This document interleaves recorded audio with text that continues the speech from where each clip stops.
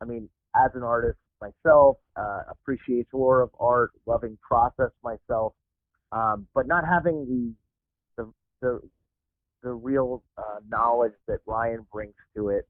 Um, it just seemed like, wow, he's coming at this from what he's interested in, and I thought that had just such a, again, a very intriguing element to the book. Like, what is it that this process hound is interested in? Because Steve is all process, not all. I mean, it's not all process, but there's such a process involved with this. Can That Ryan was able to dig beneath the veneer of what how Steve works was just fascinating, and it's a long piece that he does. Mm-hmm. And at first, I thought, wow, should we include all this? But after I read it for the second time, I think I was like, wow, this book is called the Steve Keene book because I don't know if there'll ever be another. I hope there is. There should be, in my opinion. This guy should be celebrated by Americana as a whole. For many reasons, for the joy he's brought to the people that have received one of the 300,000 pieces he's made. I mean, that's a huge impression that an artist can make. Sure. He should be celebrated. But the book was also made to be like, okay, you want to make a Steve Keene art book? You've got to have something to challenge this because this is going to be it. This is like, I wanted to put everything I could into it, make it as great as possible and as all encompassing as possible. So having this real detailed description of Steve's process with someone who I respect and admire as much as I do Ryan is just an amazing thing. I just think it brings so much to the book.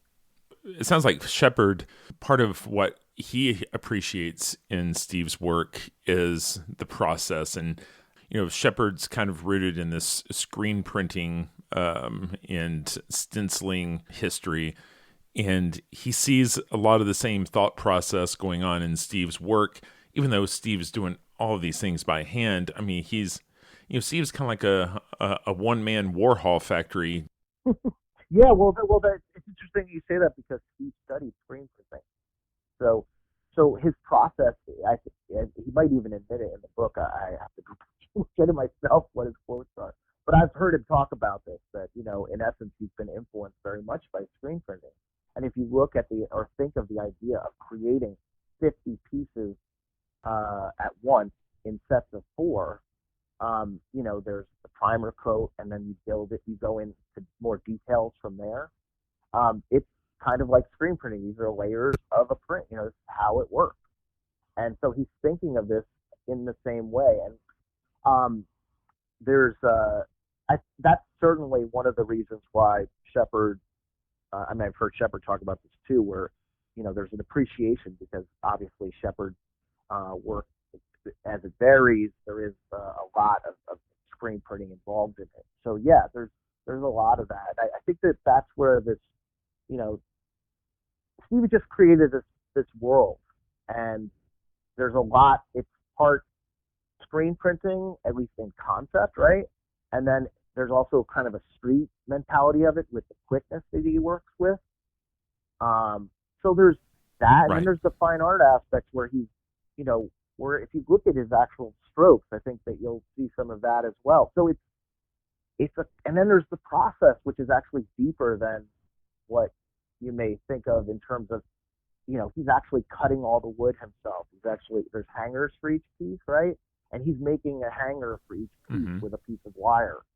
So he's creating everything himself. And as you put it, he's this Warholian idea, this Warholian machine idea. This is part of it too. I mean, I think there's a real influence of pop art on this.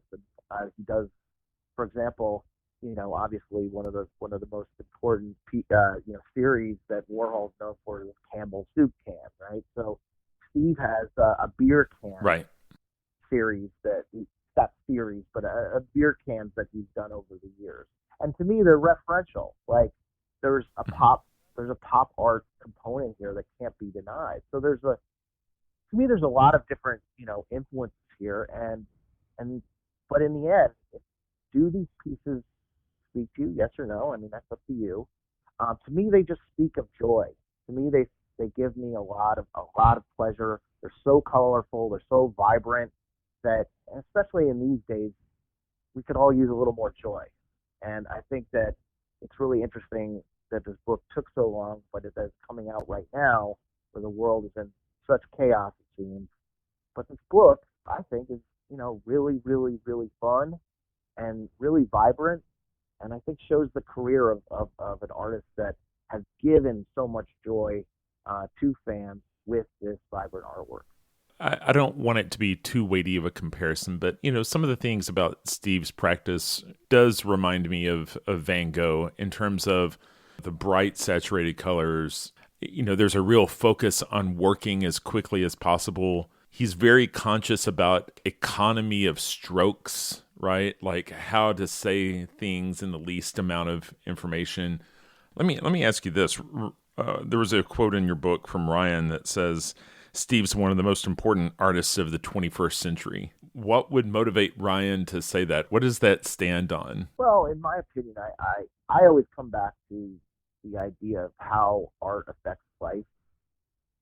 And, if you create art in a vacuum and no one sees it, does it exist?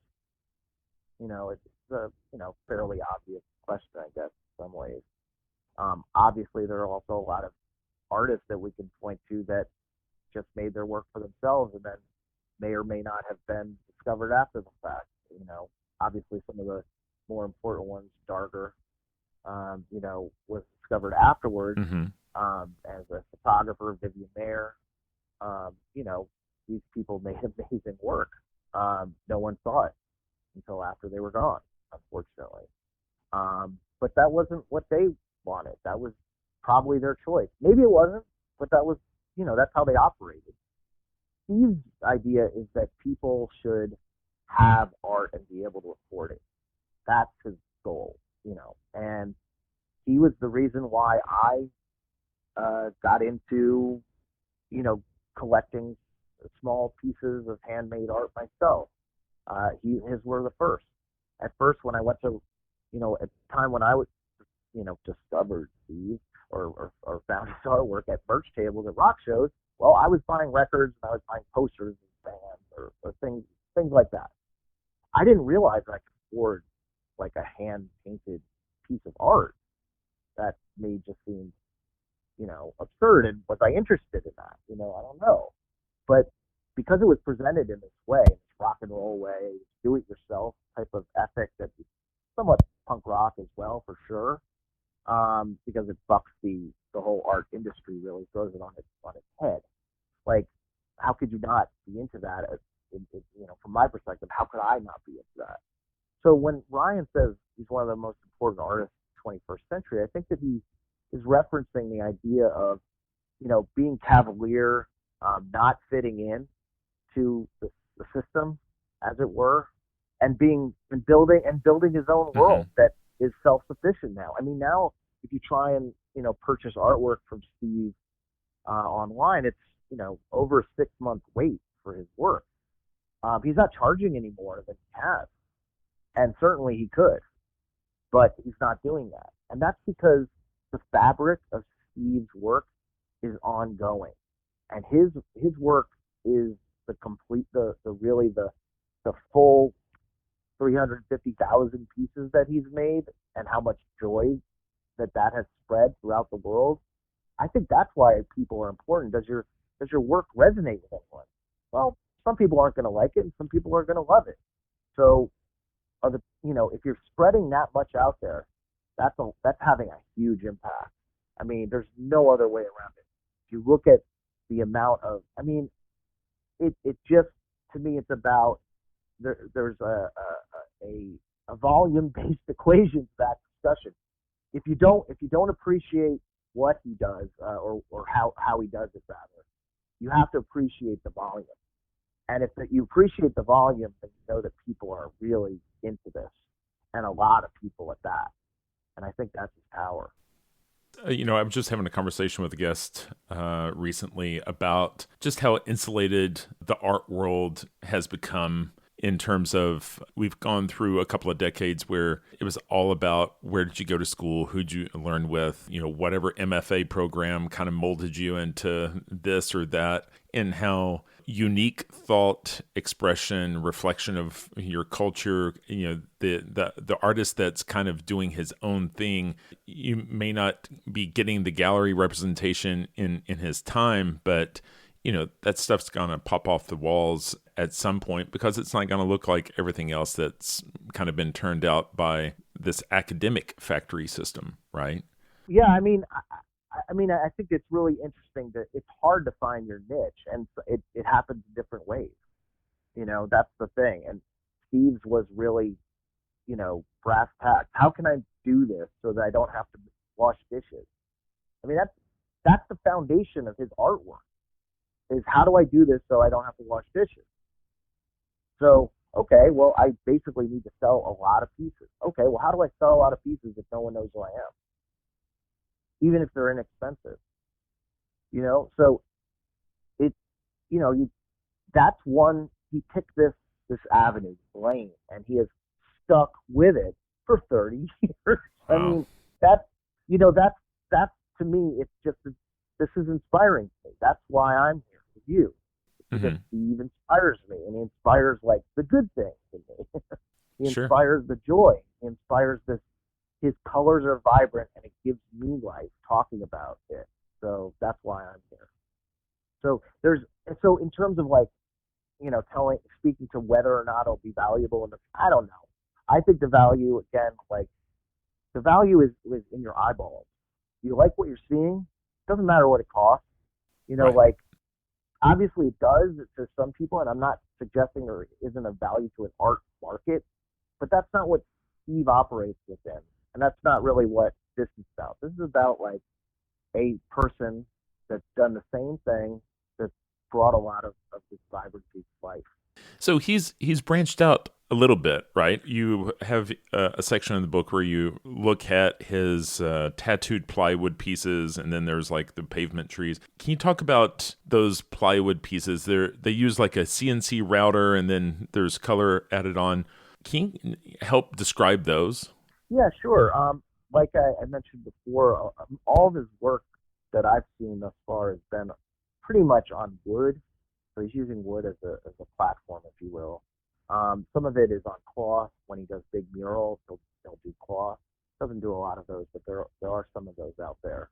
So these tattooed plywood pieces are basically he will create the artwork itself in a computer program of some sort. It might be Photoshop, it might be another, and then it goes through a router that, in essence, engraves in these. He's using 4x8 pieces of wood, or some variation, maybe 3x6. But he'll cut different sizes of wood, and he'll plant this. He'll get these routed etchings into the wood, and then he'll basically paint over them in various ways. Sometimes using black sand to show the lines that have been engraved, and sometimes just painting on top as well. And those have become multi-layered and multi-dimensional as well. Some of the newer pieces are not represented in the book. It's one of the few things that Steve is not selling aggressively. He is holding them back. I'm not sure why he's holding them back, but he is holding back these more layered versions of tattooed plywood that you see in the book. These pieces, again, also are accented by usually some verbiage of some sort that may not be nonsensical. Right. There's what I like about Steve is that there's a real playfulness to them, but there's also an introspection, and I think he has a real gift for showing both. And the tattooed plywood pieces are, there's a similarity using the medium wood, of course, but there's and of course the humor and some of that. But again, these are computer generated. So it's also a takeoff of what he does with his hands. In essence, when he's painting, he's reproducing all these pieces, ad nauseum.